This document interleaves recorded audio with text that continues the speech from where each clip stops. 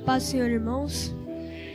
Peço que abram suas Bíblias em Eclesiastes, capítulo 11, versículo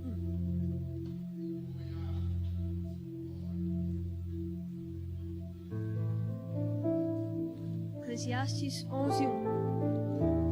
Amém? O texto diz assim: lança o teu pão sobre as águas, porque depois de muitos dias o acharás. Irmãos, chegou a hora de apresentar a Deus as nossas ofertas. Muitas pessoas pensam nas ofertas como uma coisa ruim, mas as ofertas são uma das partes mais importantes do culto. Porque com a oferta a gente honra a Deus e é grato a Ele pelo que Ele já nos deu. O texto de Eclesiastes 11:1 é muito bonito. Ele mostra as promessas que Deus faz pra gente. Porque quando a gente oferta, a gente está sendo grato. E a gratidão é algo que Deus quer muito que a gente faça. Jogar o pão sobre as águas significa doar, ajudar, ofertar na casa do Senhor. E depois de muitos dias o achará significa que depois que você abençoou, Deus também vai te abençoar. Porque quando você honra a Deus, quando você é grato a Ele, Ele te abençoa. Não só com bênçãos materiais, mas também com bênçãos espirituais, como o amor, o livramento, a alegria. Irmãos, quantos querem essa bênção? Amém? Mas você consegue lembrar e contar todos os livramentos que Deus já te deu? Pense. São muitos livramentos. Deus já te deu tanta coisa. E hoje, Deus te convida a ser mais grato a Ele e lançar o teu pão sobre as águas.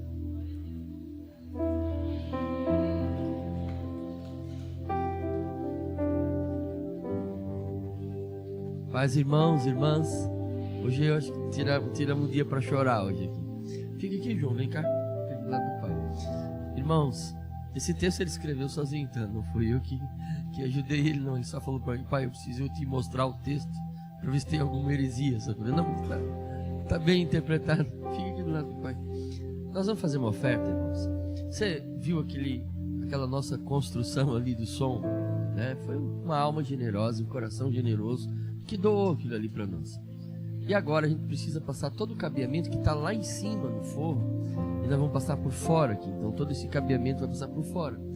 Hoje, quando eles precisam fazer a manutenção, tem que pegar um andaime e arrancar esses forros. Tá vendo que tem vários forros aí que estão pendurados aí.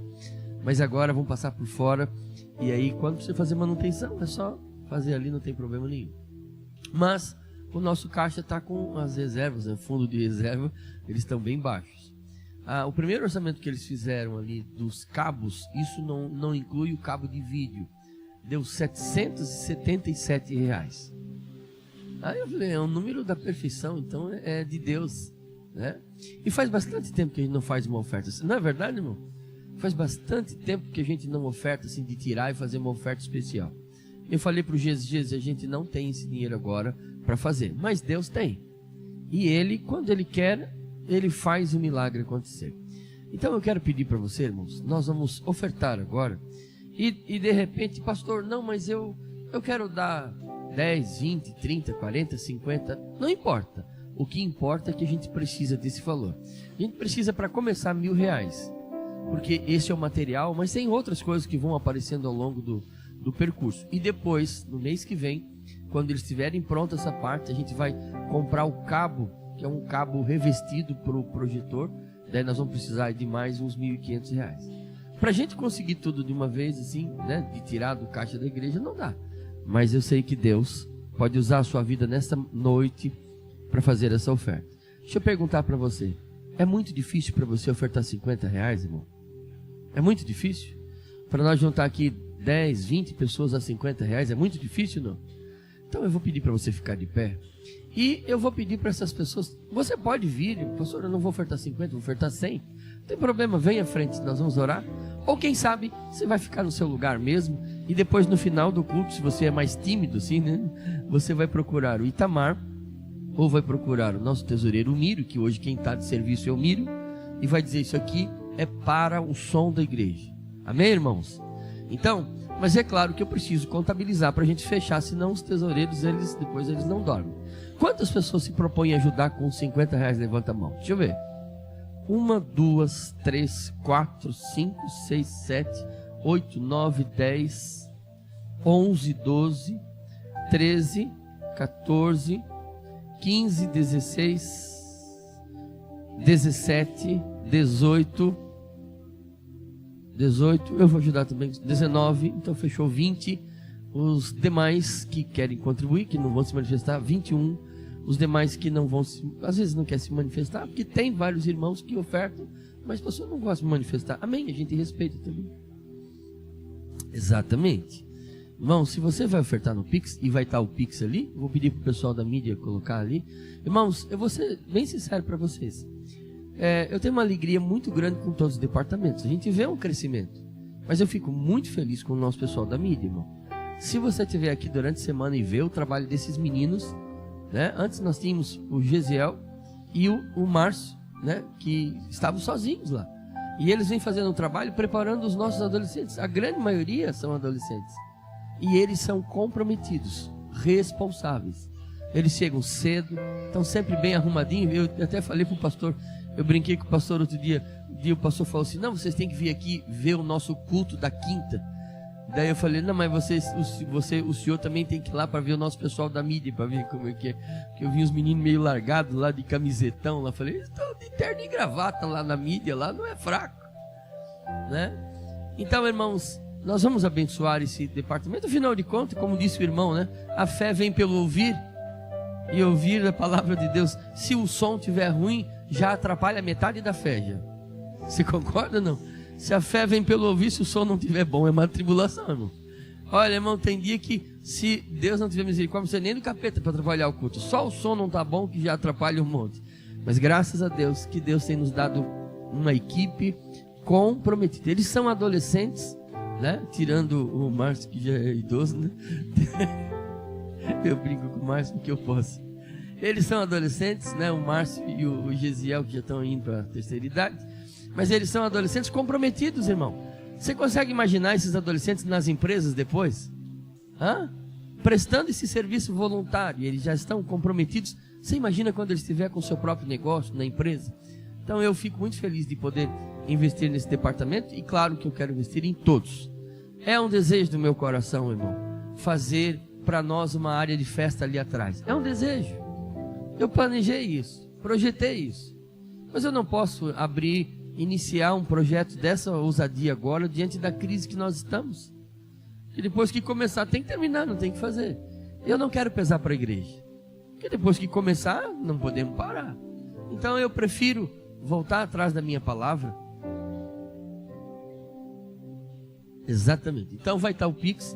Só que esse valor, para ele entrar aqui para nós, você precisa mandar o comprovante. Pode mandar para a pastora Silvia, pode mandar para mim, pode mandar para o Mírio, pode mandar para o... ou manda naquele número ali.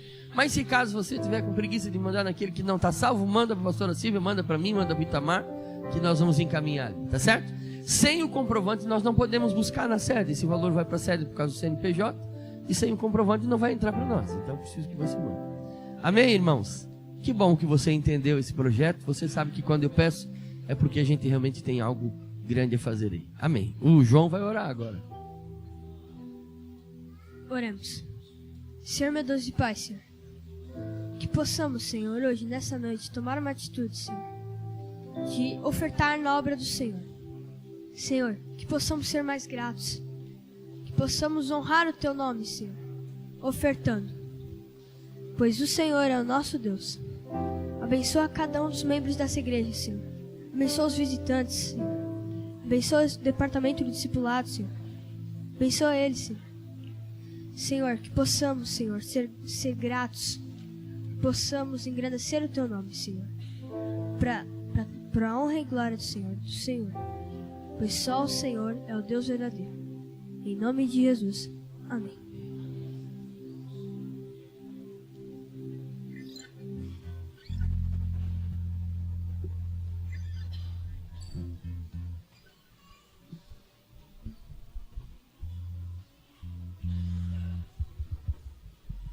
Cumprimentamento da Igreja com a paz do Senhor. Neste momento nós vamos cantar um hino com o grupo de discipulado. E eu peço para os irmãos, quando a gente cantar, esse hino é bem conhecido, e cantem junto com a gente. Em nome de Jesus.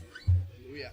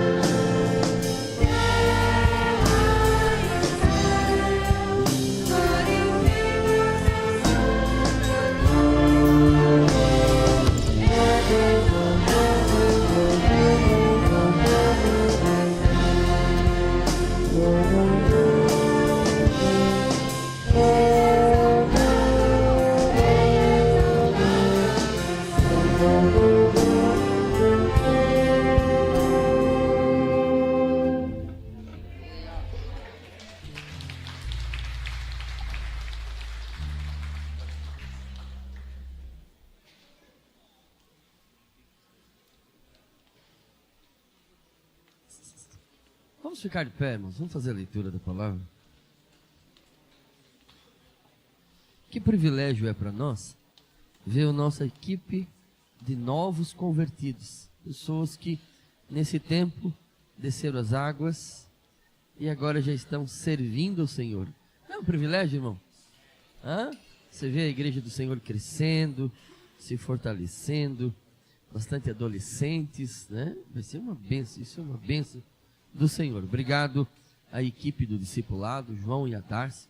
Obrigado às meninas também, às missionárias que ajudaram nessa turma, ajudaram desde o início. Inclusive eu quero pedir para elas sentar aqui na frente, as 3 missionárias, se elas puderem sentar aqui na frente, tá? Venham aqui, fiquem aqui sentadinha, que depois nós temos uma palavra de gratidão pela vida delas. Abra sua Bíblia, na segunda carta que o apóstolo Paulo escreve ao seu filho Timóteo na fé, capítulo 4.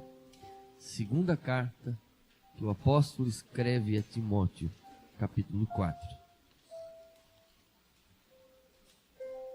Glórias a Deus. E que mais almas venham encontrar-se com o Senhor e fazer parte desse maravilhoso coral de novos convertidos. A igreja está feliz, irmãos, com aqueles que desceram as águas. Glória a Deus. Glória a Deus. Glória a Deus. Todos encontraram?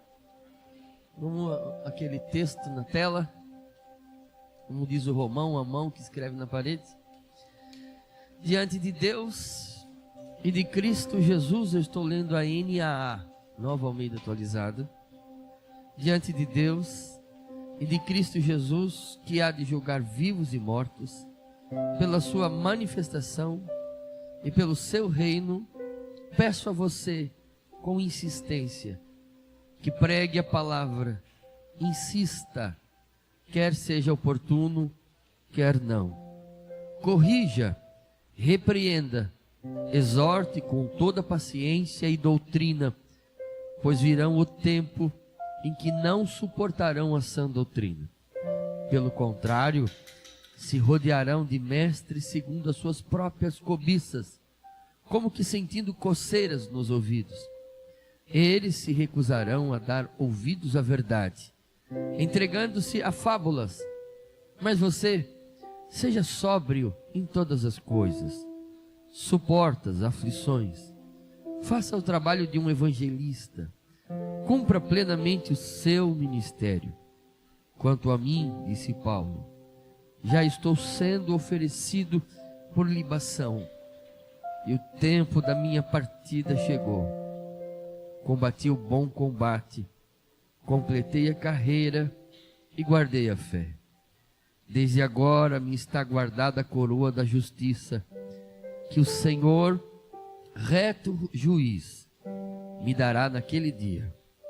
E não somente a mim, mas também a todos os que amam a sua vinda. Amém. Se assente, por favor.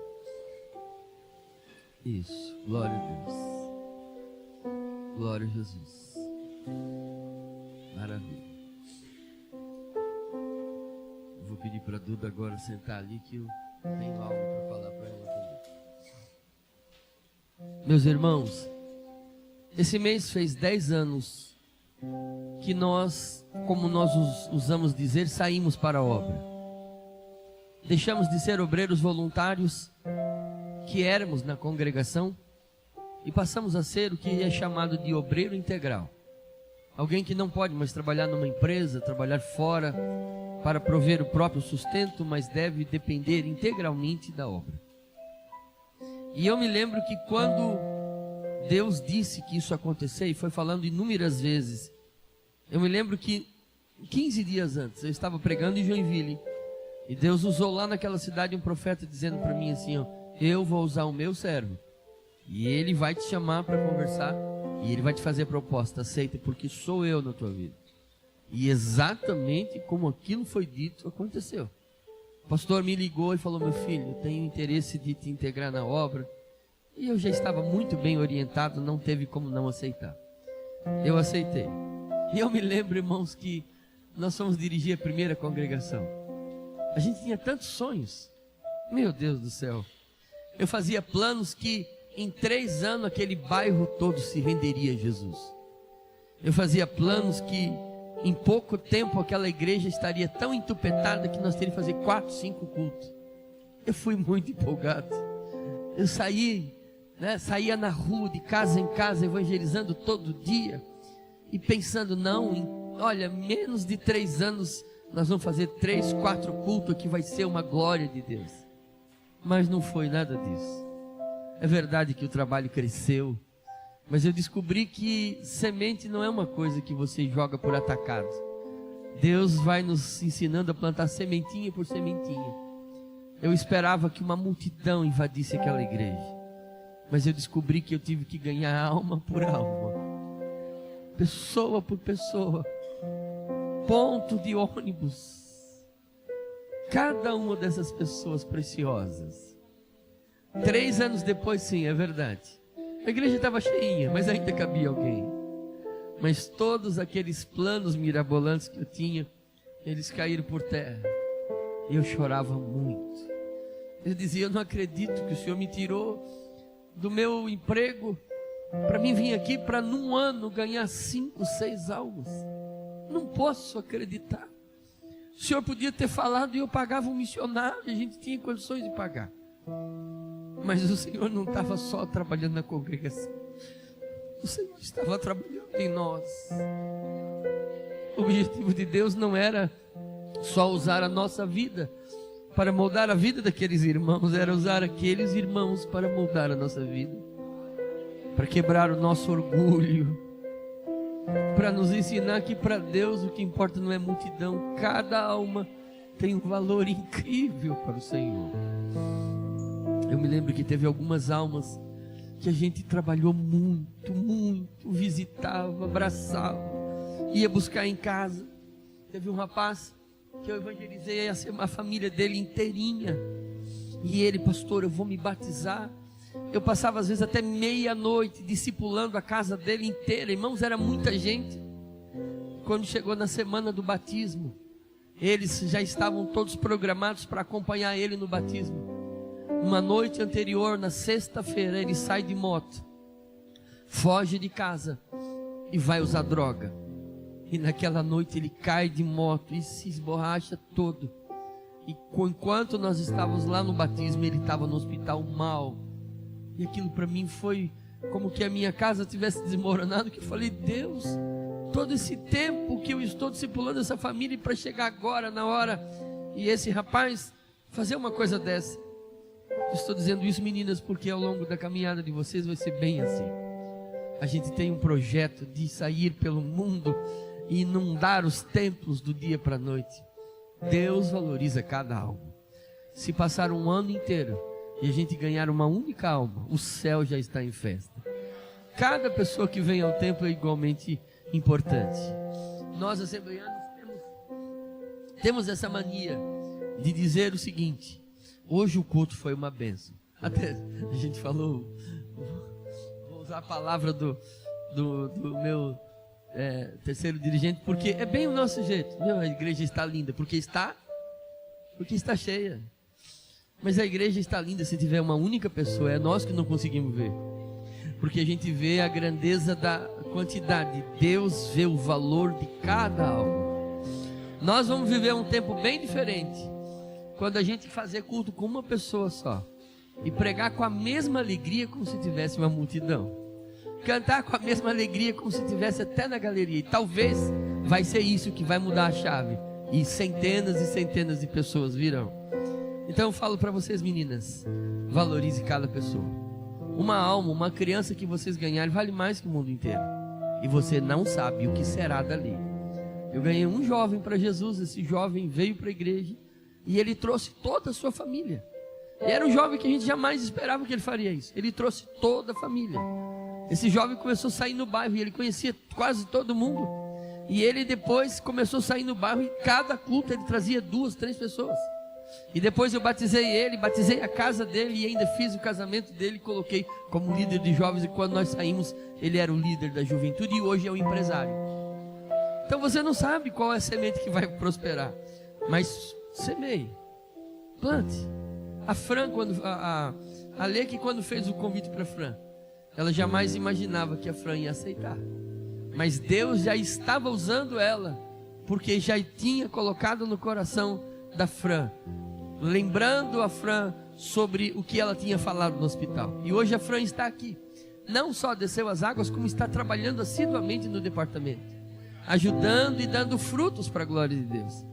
Então nós precisamos levar isso em consideração. Eu aprendi ao longo desse tempo que cada lágrima derramada vale a pena. Cada lágrima, irmãos, que você derrama diante de Deus pela obra vale a pena. Você não vai colher todos os benesses no dia para o outro. Você não vai ser recompensado aqui, não, mas vai valer a pena. A alegria de ouvir um testemunho como esse da Fran, né? E a Fran, irmãos, no primeiro discipulado, ela ainda estava meio... Eu falei, Fran, tu vai fazer o segundo de novo. Ela voltou e repetiu o discipulado. Eu falei, meu Deus, ela não suporta mais nem ouvir a minha voz. Mas ela ficou ali firme. E o tempo foi passando. A Fran ficou 1 ano, irmãos, na sala de discipulado. E a gente ainda ficava, será que ela entendeu? Será que ela não expressava muito? Mas ela foi ficando e o coração dela foi sendo tocado pelo Senhor e hoje está aí frutificando. Então, faça a obra e não espere que as coisas vão acontecer do dia para a noite. O apóstolo Paulo, ele escreve essas últimas palavras. Essas são as palavras de um herói. Essas são as palavras de um homem exemplar. Ele está preso numa cela úmida, escura em Roma, debaixo de uma praça. Um lugar terrível, uma masmorra marmetina, um lugar extremamente para pessoas extremamente perigosas. Muito provavelmente os seus pulsos estavam muito marcados pelas correntes pesadas. Ele sentia muito frio, o inverno estava se aproximando. Ele escreve pedindo que tragam a capa, porque ele estava sofrendo terrivelmente o frio. Os seus amigos mais achegados o haviam abandonado, o havia deixado na hora que ele mais precisava. justo aquele homem que tinha formado tantos obreiros. Onde é que estava Epáfras? Onde é que estavam todos aqueles obreiros que ele formou, que agora eram pastores de grandes congregações? Onde eles estavam? Todos eles estavam ocupados com seus trabalhos, dirigindo as suas congregações, mas o apóstolo está lá sozinho. Ele disse que só Lucas, o médico amado, não me abandonou. Este apóstolo, ele já havia enfrentado tantas coisas, plantou igrejas por todo o império, enfrentou naufrágios, açoites, e agora ele espera sozinho a sentença de morte. Nero, o imperador, estava louco, querendo condenar os cristãos, coloca fogo em Roma, acusa os cristãos de terem incendiado a cidade, e agora o circo romano está clamando por sangue. Eles querem sangue, eles precisam de sangue para poder justificar a destruição que eles tiveram na cidade. Os leões estavam famintos, aguardando os corpos dos cristãos jogados na arena. E nesse cenário desolador e aparentemente terrível, o apóstolo escreve aquilo que é conhecido como a sua última carta. Você consegue pensar nisso, irmão? O homem que é considerado o maior evangelista da história da igreja, o homem que escreveu mais da metade do Novo Testamento, as cartas doutrinárias, o homem que sofreu tanto para levar o evangelho para toda a Europa, porque a partir dos pontos de pregação estratégico, a Europa foi evangelizada, depois da Europa os Estados Unidos e Brasil.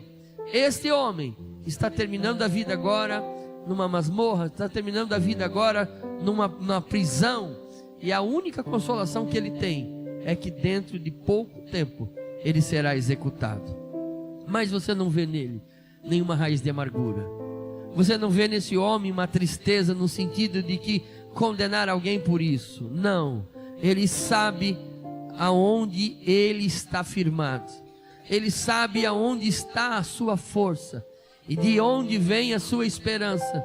E é por isso que ele escreve no capítulo 4, dizendo: conjuro-te perante Deus em Cristo Jesus. Paulo está fazendo como que um juramento solene diante de um tribunal. Ele está colocando peso na palavra que ele vai falar daqui para frente. E quando ele chama todos para esse julgamento, é como ele diz: diante dos juízes eu vou falar algo que não pode voltar atrás. Eu chamo os juízes para serem minhas testemunhas do que eu vou falar. E o que você vai falar, Paulo? Cuide do meu sepulcro depois que eu morrer. Não, pregue a palavra, insiste a tempo e fora de tempo. O verdadeiro missionário é aquele que acima de si próprio, da sua própria história, coloca o propósito de Deus. O verdadeiro missionário é aquele que coloca os planos e os propósitos de Deus acima das suas próprias vontades. Ele havia descido uma escada, por que não dizer, havia pulado de um cenáculo, pulado de uma montanha sociológica, ou quem sabe financeira, ou quem sabe em relação aos homens. Esse homem era um rabino importante e agora é um prisioneiro.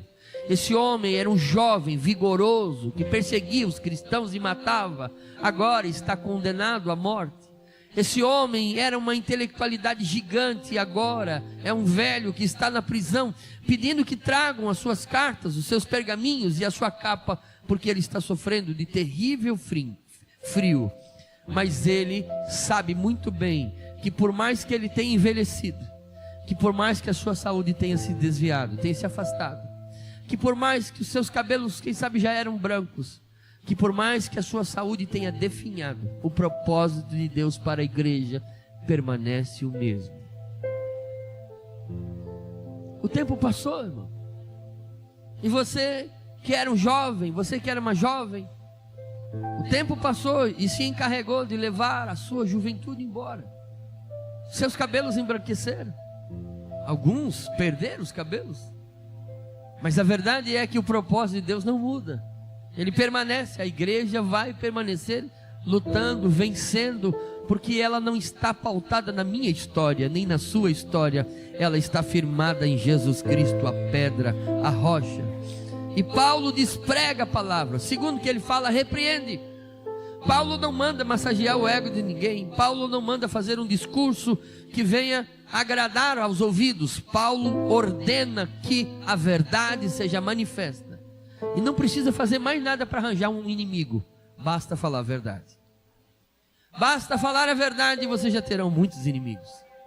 Porque a verdade dói para quem anda no erro e se nega a reconhecer o seu erro.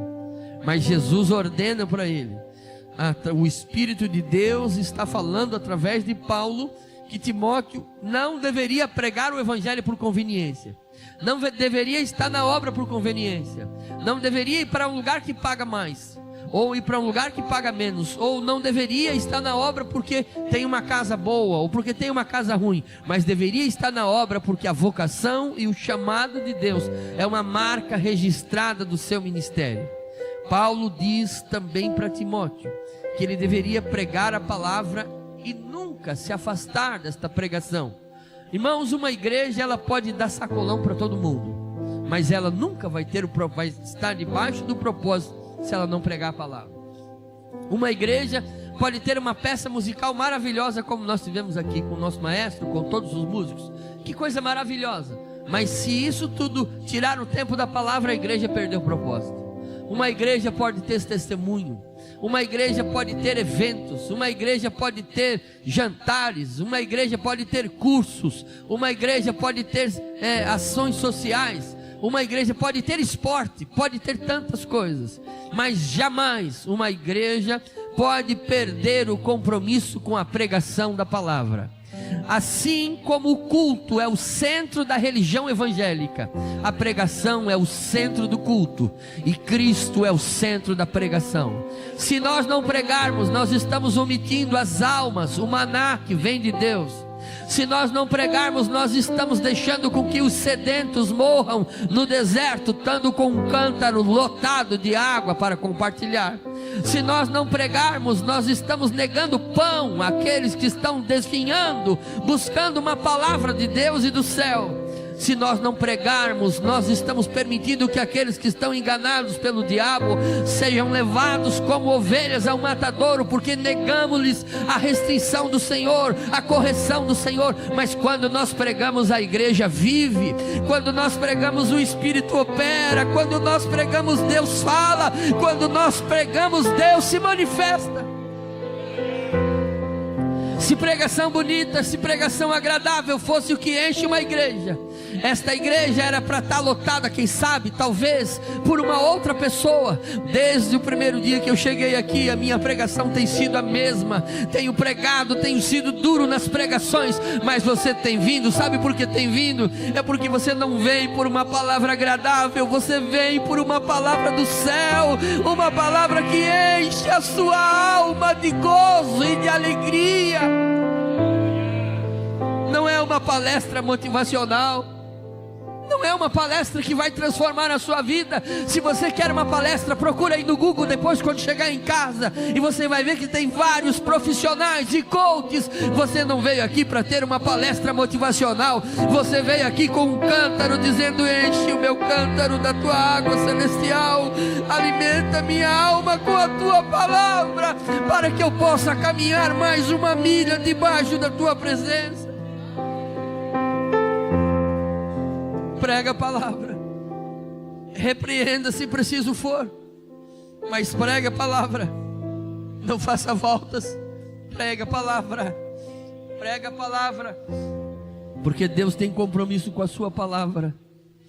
As escrituras dizem assim: será a palavra que sair da minha boca, não voltará para mim vazia, mas fará tudo aquilo que me apraz. Meninas, vocês podem fazer tantas coisas na obra missionária. Vocês podem fazer cartazes, você pode evangelizar na rua, você pode fazer chá para mulheres, você devem fazer, são estratégias para atrair as pessoas, mas jamais deixe elas voltarem embora sem ouvir uma palavra, porque quem convence o homem do pecado, da justiça e do juízo é o Espírito Santo, e Ele escolheu a pregação da palavra para fazer esse milagre acontecer. Agora a palavra tem um inimigo cruel e terrível. A pregação tem vários inimigos, mas o pior deles é o mau testemunho. A pregação, ela tem um poder incrível, mas o mau testemunho do pregador desfaz toda a pregação. Por isso que Paulo, quando está dando os seus últimos conselhos ao seu filho, ele sabe que vai morrer, mas ele sabe que se Timóteo pregar uma coisa e viver outra, se Timóteo não estiver alinhado com o propósito de Deus, obediente à própria palavra que ele prega, a sua pregação não terá nenhum efeito. É por isso que ele diz: tu, porém, sê sóbrio em todas as coisas. É um contraste marcante, é desafiador. Enquanto muitos correm atrás de novidades, de fama, de sucesso, Paulo está dizendo para Timóteo: ser fiel, ser prudente naquilo que vai fazer. Não faça nada mirabolante, porque não é a partir disso que Deus vai operar. E ele fala mais: suporta as aflições. Não evite ou negue os castigos, as dificuldades, os problemas do ministério. Não fuja de luta, problema e dificuldade, porque o que governa a vida de um vocacionado, de um chamado, não são os ventos da bonança, mas é a luz da direção de Deus, é a voz do Espírito Santo, que em meio à madrugada sombria, de longas noites de tormenta naquele mar, o Senhor apareceu para ele dizendo: fica tranquilo, porque eu estou contigo e ninguém dessa embarcação vai morrer. Não sejam guiados pelas facilidades, não procurem trabalhos que sejam fáceis de realizar, mas sim procurem ouvir a voz do Senhor. E normalmente o Senhor aparece pelas madrugadas, ora dizendo: não temas, porque eu sou contigo, eu tenho muito povo nessa cidade. Ora ele aparece pela madrugada dizendo: não temas, porque eu dei todo esse povo para você e nenhum vai morrer. E ora ele vai aparecer dizendo: a minha graça te basta, porque o meu poder se aperfeiçoa na fraqueza. É por isso que a oração é tão importante na vida de todos, mas ela é fundamental na vida de um vocacionado, porque sem oração você não vai ouvir esta voz. Deus não fala com quem acorda meio-dia porque não tem vontade de trabalhar. Deus é achado por aqueles que o buscam. Deus é achado por aqueles que clamam. Deus é achado por aqueles que dizem: Senhor, eu quero ouvir a tua voz. Faça a obra de um evangelista. E o trabalho de um evangelista é evangelizar, levar as boas novas, anunciar as boas novas, pregar as boas novas, levar o evangelho de nosso Senhor Jesus Cristo e dizer ao mundo que há salvação para todos em Jesus. Este é o trabalho de vocês, meninas, levar o evangelho.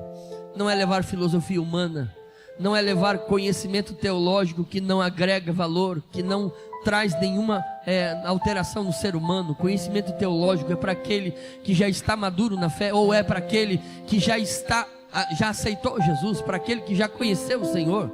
O nosso propósito no trabalho missionário é sim levar o evangelho para aqueles que ainda não ouviu.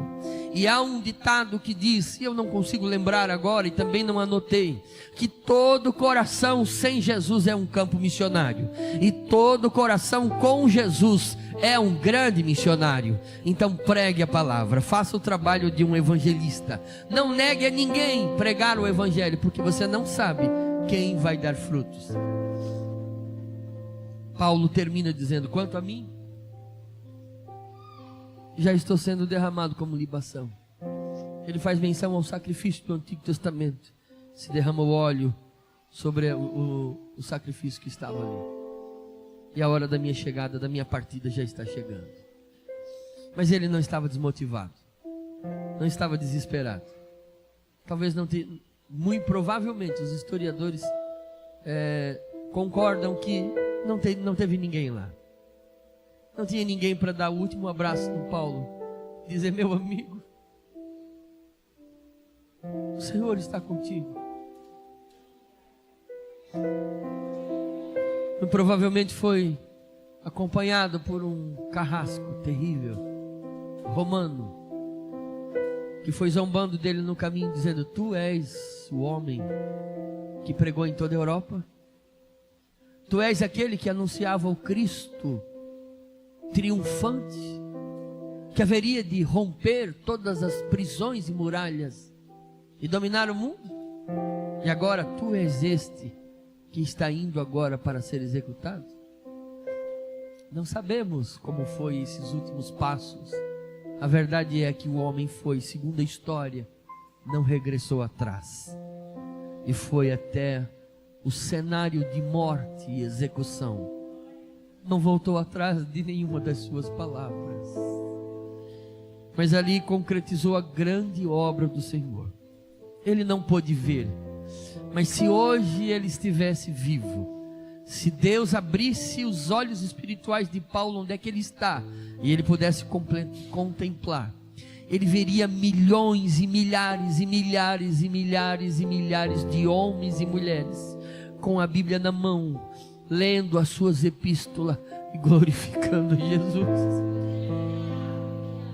Milhares e milhares de almas caindo aos pés do seu Salvador, milhares e milhares de almas pregando as suas palavras, milhares e milhares de pregadores, milhares e milhares de missionários, milhares e milhares de crentes, milhares e milhares de homens, milhares de mulheres, de crianças, de adolescentes, de idosos, todos eles com a Bíblia na mão dizendo: Paulo, valeu a pena o teu esforço, o fruto está aqui.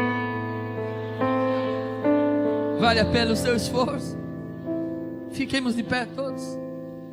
Vale a pena o seu esforço? Vale a pena cada folhetinho? Vale a pena cada oferta? Vale a pena cada hora de intercessão? Vale a pena Oséias vir aqui nos domingos de manhã? Vale a pena você que vem para a escola dominical? Vale a pena vir? Se você não aprender nada, você faz manutenção daquilo que já sabe e ainda incentiva outros a vir. Vale a pena? Vale a pena você vir no culto todos os domingos? Vale a pena você vir na quinta-feira? Vale a pena Davi vir na terça-feira na oração? Vale a pena? Porque às vezes você não ora por você mesmo, mas ora por alguém, e a sua presença incentiva outros a vir. Vale a pena? Agora você não vê o fruto, Selma, mas lá no futuro Deus nos dará a recompensa por todo esse trabalho. Hoje talvez você não vê o fruto do seu trabalho. Chico, quase 4 anos que eu estou aqui, esse homem abre essa igreja todos os cultos, chega cedo, às vezes 5:30, 6 horas. Vale a pena? Eu não posso te pagar, mas um dia você vai receber da mão dele a recompensa pelo seu trabalho. Vale a pena, obreiros? Vocês não estão fazendo para mim, não estão fazendo para o pastor Newton, não estão fazendo para a Assembleia de Deus. Você está fazendo para aquele que te chamou, que te resgatou, para aquele que morreu na cruz para a tua salvação.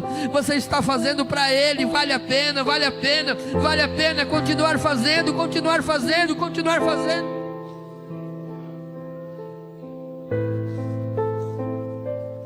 Quando o carrasco estava levando Policarpo para ser queimado, o homem disse para ele: velho, nega esse teu Deus. Ele disse: não posso. 86 anos eu sirvo, ele nunca me fez mal algum. Inácio de Antioquia, quando estava indo ser executado, lançado para ser comido pelas feras, alguém diz a ele: homem, nega a tua fé. Ele disse: não posso.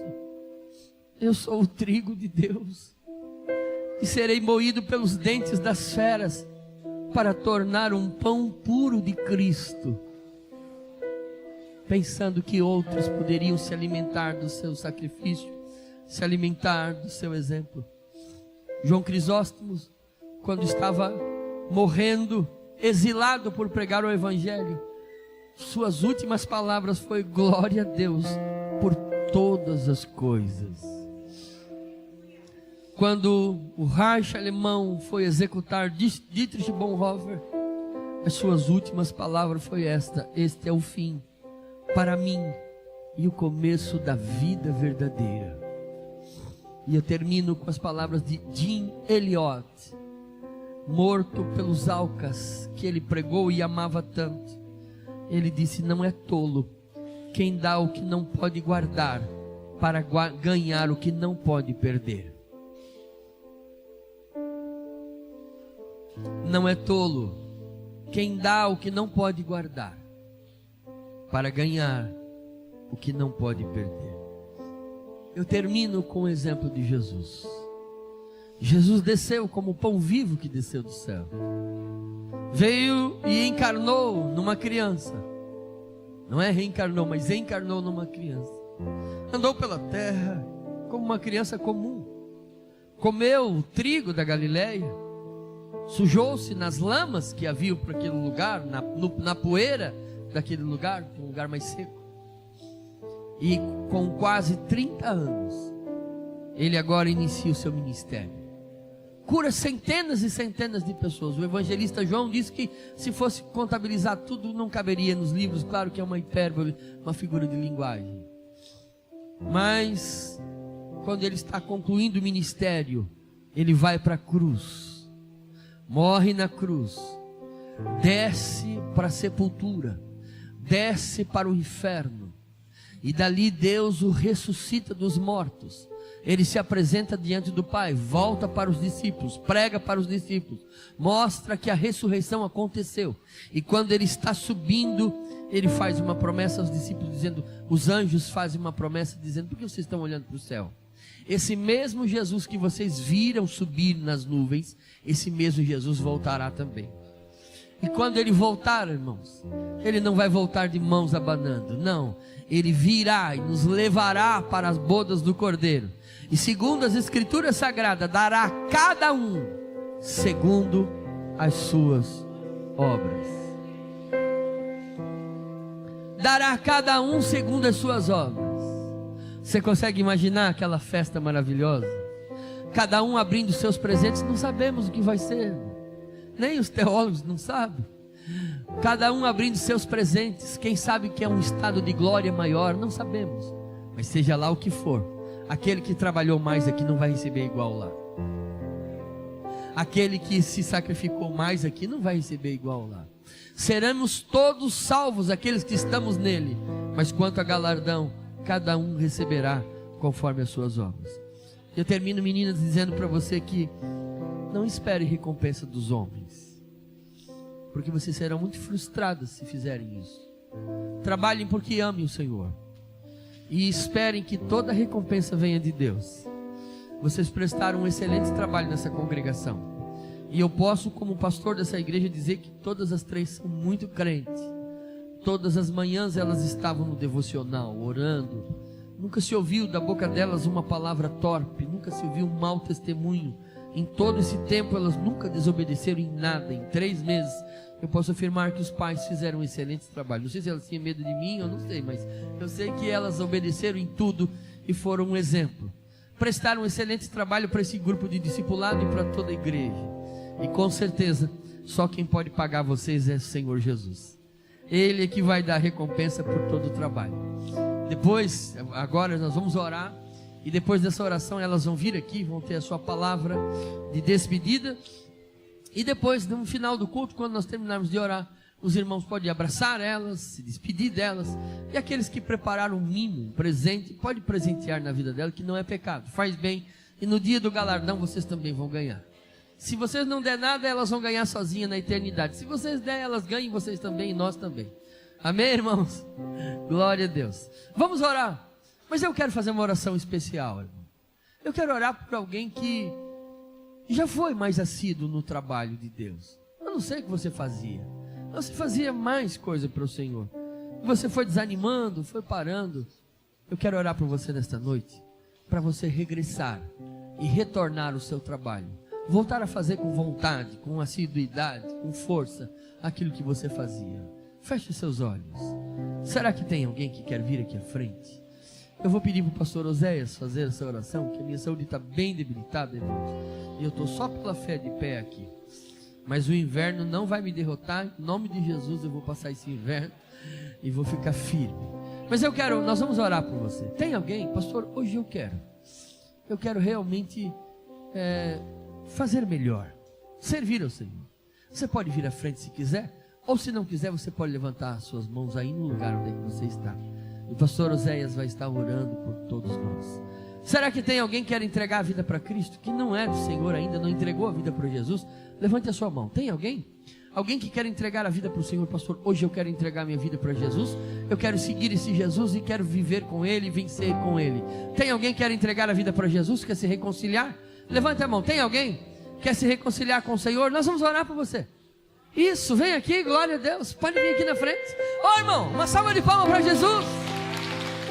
Glória a Deus. Que maravilha.